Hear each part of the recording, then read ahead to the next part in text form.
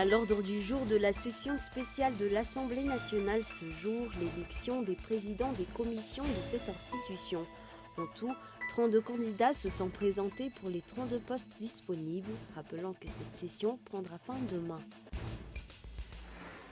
Plusieurs organes de presse et entreprises de communication ont été mis sur pied alors qu'elles ne répondent pas aux critères nécessaires requis par les règlements en vigueur. Des mesures vont donc être prises en conséquence par le ministère de la Communication et de la Culture. Au Royaume-Uni, Boris Johnson a été élu aujourd'hui à la tête du Parti conservateur pour succéder à Theresa May et sort vainqueur de la course à Downing Street. L'eurosceptique ex-maire de Londres atteint ainsi la plus haute marche du pouvoir au Royaume-Uni, le poste de Premier ministre britannique. Il a obtenu 92 153 voix contre 46 656 pour son concurrent, l'actuel ministre des Affaires étrangères, Jeremy Hunt.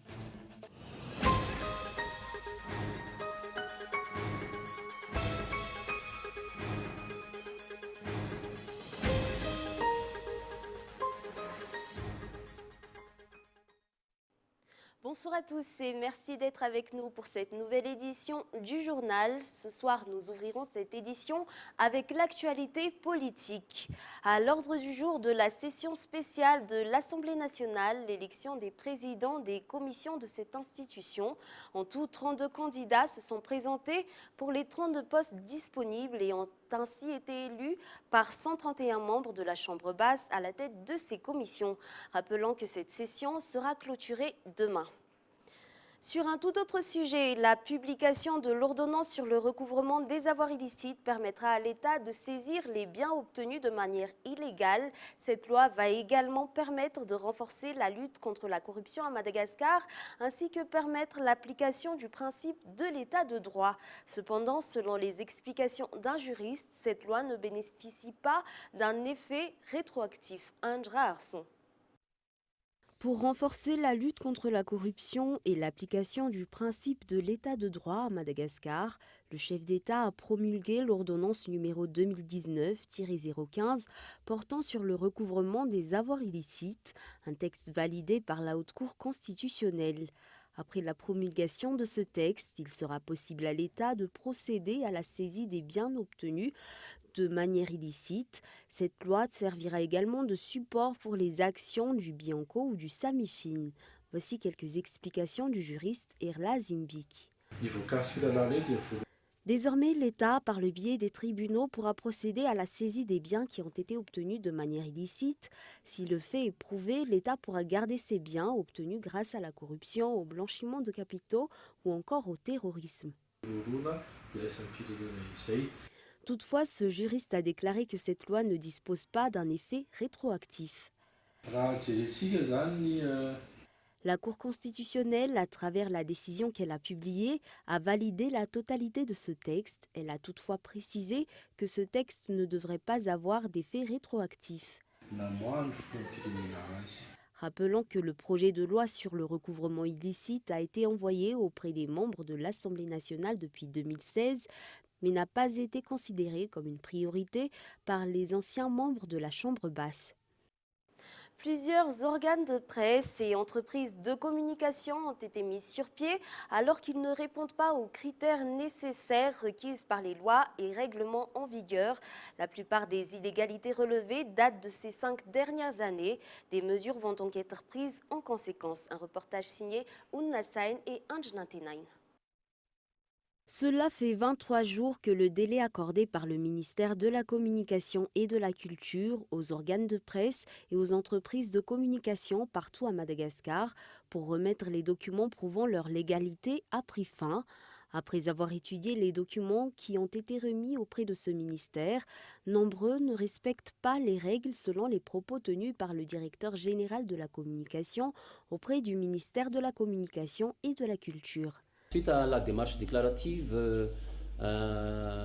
faite par les propriétaires de stations radio-télévision sur tout le territoire de Madagascar, la Direction générale de la communication et plus particulièrement la Direction de la régulation des médias a constaté, donc, on a réuni jusqu'ici à 235 dossiers qui contiennent les dossiers 367 radios et télévisions, dont 85% sont des radios et 15% sont des télévisions.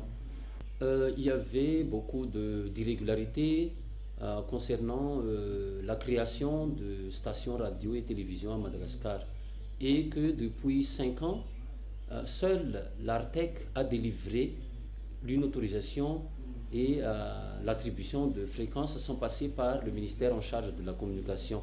En résumé, donc, il y a beaucoup à faire à Madagascar pour la régularisation des stations radio et télévision existantes. Des mesures vont donc être prises par rapport aux illégalités constatées. Il y a aussi une irrégularité vis-à-vis de l'attribution des licences. Par exemple, on peut citer que beaucoup sont des stations radio qui n'ont pas de licence et de télévision qui n'ont pas de licence à Madagascar. Elles ont pu diffuser grâce à une simple lettre d'un ministre. Donc ces irrégularités devraient être régularisées d'ici peu. On va comparer les 3 données, puis on va prendre les mesures nécessaires concernant surtout les pirates, les radios ou les télévisions pirates, c'est-à-dire celles qui n'ont jamais eu de licence ou qui n'ont jamais effectué et établi les procédures exigées par la loi. L'application des lois en vigueur et les mesures prises par rapport à ces entreprises sont donc attendues. Toujours dans l'actualité locale, le plan de développement du transport et d'aménagement de l'axe économique Antananarivo-Tuamasin offrira des avantages concrets à l'économie de Madagascar, notamment à celle de la province de Tuamasin. La dernière réunion du comité national de pilotage pour l'élaboration de ce plan s'est tenue aujourd'hui à Anous. Reportage Michela Ranardzon. Le projet TATOM, un projet pour le développement de l'axe économique Antananarivo-Tuamasin à Madagascar, répond à l'un des objectifs visés par le président de la République. Il s'agit d'un projet en relation avec le projet d'extension du port de Tuamasin. Ny zava-dehibe dia ny hoe nananana plan d'urbanisme directeur. L'élaboration d'un plan d'urbanisme directeur est importante, mais son application l'est tout autant. Les objectifs sont donc importants pour l'application de ce plan d'urbanisme. Nous espérons donc concrétiser rapidement les projets de construction routière reliant Antananarivo et Tuamasin, la construction de nouvelles villes dans ces 2 provinces ou encore les constructions de routes prévues à Moraming et ses alentours. D'ailleurs, la réhabilitation de la route numéro 44 va bientôt commencer. Les projets compris dans le projet TATOM sont classés par ordre d'importance. La recherche de financement pour chaque étape se fait donc en fonction des priorités. Après que ce plan ait été validé, nous allons rechercher des financements pour réaliser ces projets, mais il va également nous falloir une organisation pour concrétiser ce projet de planification.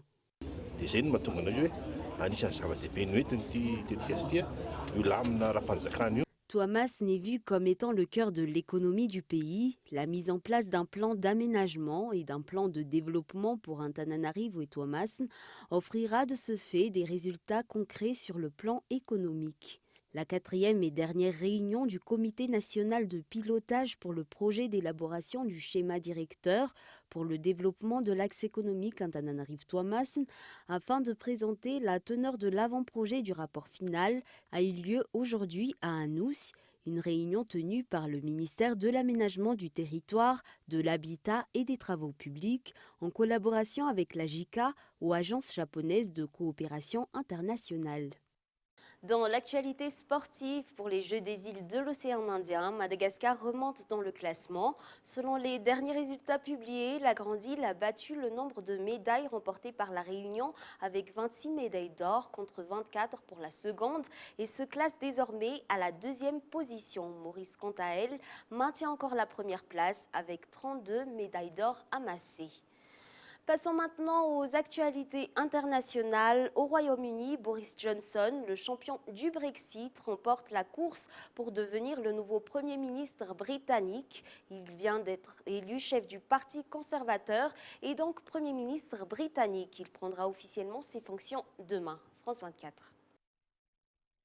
Avec sa coupe de cheveux et sa façon, elle aussi inédite, de faire de la politique, Boris Johnson est devenu l'un des visages britanniques les plus reconnaissables.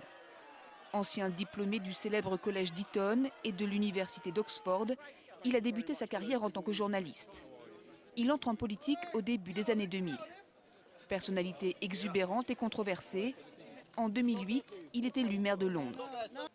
Les Jeux Olympiques en 2012 se dérouleront sous son mandat. Lors de la campagne du référendum sur le Brexit, il milite en faveur de la sortie du Royaume-Uni de l'Union européenne et se présente comme une alternative au conservatisme pro-européen de David Cameron, dans l'espoir de le remplacer en tant que Premier ministre. Mais ce n'était pas encore son heure. C'est Theresa May, militante anti-Brexit, qui s'installe au 10 Downing Street pour sortir le Royaume-Uni de l'Union européenne. Elle nomme Boris Johnson ministre des Affaires étrangères dans son gouvernement, un poste qui ne le rendra pas plus diplomate. Johnson multiplie les gaffes, souvent critiquées, beaucoup le jugent raciste ou sexiste. Son cahier des charges annoncé pour le Brexit, renégocier avec Bruxelles et quitter l'Union européenne au 31 octobre, avec ou sans accord. On n'obtiendra tout simplement aucun résultat si on donne l'impression que nous voulons sans cesse reporter à plus tard. Repousser signifie perdre. Pour ses adversaires, c'est un opportuniste inapte à occuper de hautes responsabilités. Mais son discours franc et direct séduit aussi de nombreux Britanniques. Pour eux, Boris Johnson est celui qui fera du Brexit enfin une réalité. Au Burkina Faso, 11 personnes en garde à vue sont mortes à l'unité antidrogue de Ouagadougou il y a une semaine. Les familles des victimes réclament aujourd'hui de savoir ce qui a pu causer ces décès inexpliqués. Plus d'informations dans ce reportage de France 24. Les familles des victimes veulent des réponses. Pourquoi et comment 11 personnes en garde à vue dans une unité antidrogue ont pu trouver la mort la même nuit, la nuit du 14 juillet. Après une semaine de silence, le gouvernement a rencontré les familles. Voilà, de la rencontre, il ressort que le ministère est prêt à nous accompagner et à nous soutenir. C'est-à-dire l'accompagnement, c'est trouver les circuits, le transport jusqu'au lieu de l'inhumation, nous aider à trouver aussi des terrains. Suite au drame, le commissaire de l'unité antidrogue a été suspendu et la directrice de la police judiciaire limogée. Une enquête a été ouverte et des autopsies faites pour déterminer les raisons des décès. Mais certaines familles sont en colère que les autopsies aient été faites sans leur permission et que les résultats n'aient pas été dévoilés. Elles sont loin d'être convaincues de l'impartialité de l'enquête. Le gouvernement est en train de nous mentir. La police, l'État et le gouvernement, bon, je peux dire que ce n'est pas la même chose, mais leurs paroles, ils se défendent. Au final, c'est la même conclusion. Les victimes ont été interpellées dans le cadre d'une enquête sur la consommation et le trafic de drogue. Ils étaient soupçonnés d'être clients, fournisseurs ou revendeurs. Le Burkina Faso est une des plaques tournantes du trafic de drogue vers l'Europe. En juin dernier, les autorités ont incinéré plus de 30 000 tonnes de substances illicites. Et avant de nous dire au revoir, un bref retour sur les grands points de ce journal. À l'ordre du jour de la session spéciale de l'Assemblée nationale, l'élection des présidents des commissions de cette institution. En tout, 32 candidats se sont présentés pour les 32 postes disponibles. Plusieurs organes de presse et entreprises de communication ont été mis sur pied alors qu'elles ne répondent pas aux critères nécessaires requis par les lois en vigueur. Des mesures vont donc être prises en conséquence par le ministère de la Communication et de la Culture. Au Royaume-Uni, Boris Johnson a été élu aujourd'hui à la tête du Parti conservateur pour succéder à Theresa May et sort vainqueur de la course à Downing Street. L'eurosceptique ex-maire de Londres atteint ainsi la plus haute marche du pouvoir au Royaume-Uni. Et c'est ainsi que s'achève ce journal. Nous vous remercions pour votre attention. Bonne soirée à tous et excellente suite de programmes en compagnie de Cool TV. Au revoir.